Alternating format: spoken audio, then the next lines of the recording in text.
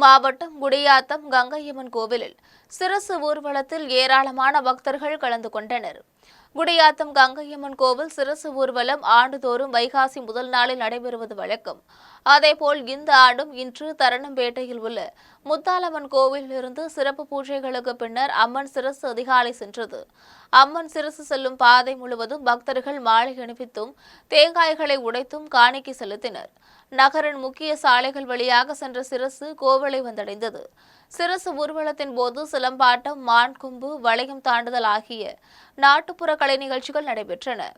கங்கையம்மன் சிரசு ஊர்வலத்தின் போது பக்தர்களுக்கு நீர்மோர், அன்னதானம் ஆகியன வழங்கப்பட்டன. கள்ளக்குறிச்சி கூவாகம் கூத்தாண்டவர் கோவில் சித்திரை தேர் திருவிழா வெகு விமரிசையாக நடைபெற்றது.